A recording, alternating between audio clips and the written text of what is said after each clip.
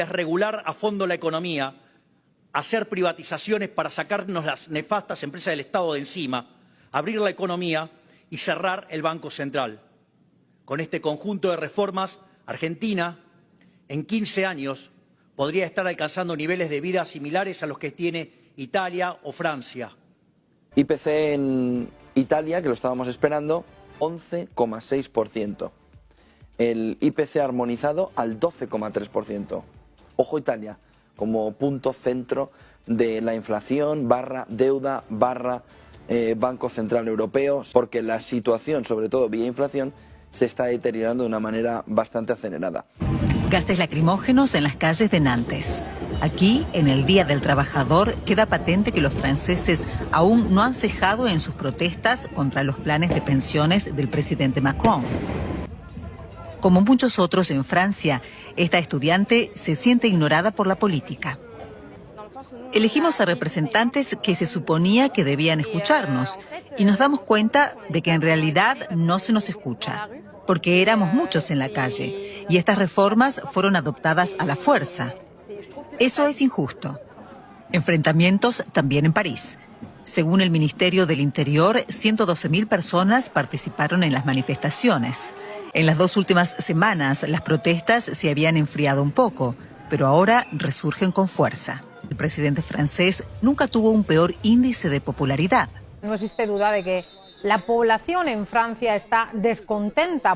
Si me dan 20, Alemania. Aumentan las quiebras en Alemania. En agosto la cifra de insolvencias habría aumentado un 6,6% y según los expertos estamos solo al principio del fenómeno si el gobierno alemán o Bruselas no consiguen movilizar suficientes ayudas económicas. Incluso sin caer en la quiebra, cada vez más empresarios se dan cuenta de que fabricar en Alemania es cada vez más caro debido a los altos precios energéticos. Ya antes de que estallase la guerra, el precio del gas se había multiplicado por 2. Y en agosto, en el mercado de futuros, el gas se multiplicó de precio hasta por 10.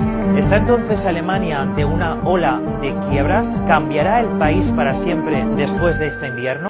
Volvemos a Alemania, desde donde estamos haciendo este programa. Esta es la primera economía de la Unión Europea que ha entrado en recesión técnica. El dato ofrecido este jueves por la Oficina Federal de Estadística preocupa al ámbito político alemán. El ministro federal de Finanzas y presidente de los liberales, Christian Lindner, que aquí vemos, propuso que el país dé un giro a su política económica similar al iniciado en materia de seguridad y defensa. Para ello, dijo que el gobierno va a acelerar los procesos de planificación y concesión de permisos a empresas e industrias y potenciar la inmigración de mano de obra especializada. El poder adquisitivo de los alemanes es clave para impulsar ese consumo interno que ha acabado por lastrar los números en este primer trimestre. No olvidemos que el índice de la confianza empresarial también ha bajado este mes. Los pronósticos, ya lo detallarán los colegas de la economía, son frágiles. Hay que frenar esta recesión en este punto, donde aún hablamos de una recesión técnica, y evitar un tercer trimestre negativo aún podría esquivar las tantas veces anunciada crisis. Y si me dan 35, Estados Unidos. 34 millones de personas sufren de inseguridad alimentaria aquí en Estados Unidos. Sí, 34 millones de personas en una de las mayores potencias económicas del mundo. Y entre ellos, 9 millones de niños. El Departamento de Agricultura de Estados Unidos define inseguridad alimentaria de la siguiente manera. La inseguridad alimentaria es la falta de acceso constante a suficientes alimentos para que cada persona en un hogar viva una vida activa y saludable. Y así, amigos, está el panorama del hambre en Estados Unidos. 34 millones de personas padecen de inseguridad alimentaria. 9 millones de niños padecen de inseguridad alimentaria. 53 millones de personas recurrieron a programas de alimentos en el 2021. Y el 100% de los condados tienen habitantes con inseguridad alimentaria. Vinimos hasta el Banco de Alimentos de San Diego, en California, para ver qué está sucediendo. La razón por cual todavía estamos sirviendo más de 400,000 personas cada mes es por la inflación. Repasemos unos datos a nivel nacional. El 69% de los consumidores en Estados Unidos tienen dificultades para pagar sus facturas de supermercado. Los precios de los alimentos aumentaron un 10,1% en el año 2022 y el hambre en las comunidades afroamericanas, latinas y nativas americanas es mayor debido a la injusticia racial sistémica. En un momento como el actual, con altos precios de los alimentos, las organizaciones piden más apoyo que nunca. Veamos cifras de lo que están haciendo otras familias en todo el país. A la pregunta, en los últimos 30 días, ¿cuál de las siguientes acciones hizo? Casi el 30% dijo que en enero de este año se saltaron alguna comida, más del 32% optaron por comer menos cantidad, más del 23% fueron a puntos de distribución de comida gratis y el 20% acudió a familiares o amigos para comer. A pesar de esta preocupante situación, el programa de asistencia nutricional suplementaria, conocido como SNAP, verá pronto su partida reducida. Recortar el programa SNAP será realmente perjudicial, no solo para su seguridad económica personal, sino que afectará a trabajadores de todo el país. Ahora, estas preguntas van para vosotros. ¿Sabíais que la situación de inseguridad alimentaria en Estados Unidos estaba a estos niveles?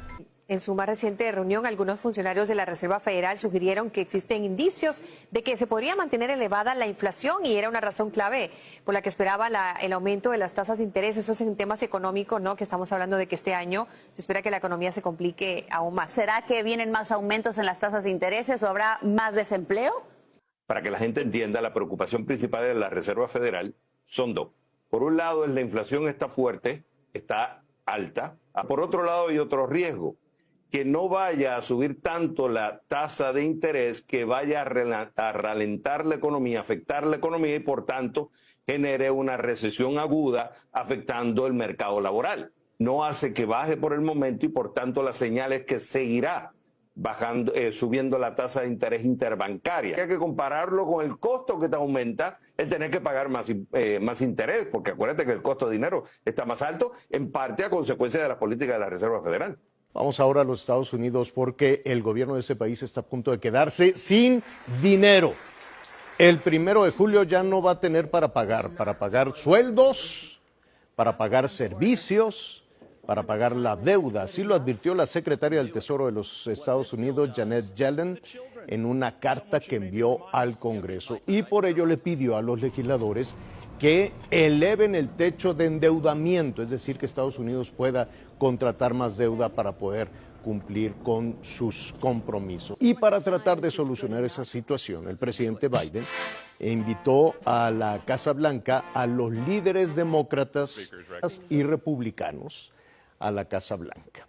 Biden les va a pedir a los demócratas que ayuden a contratar más deuda.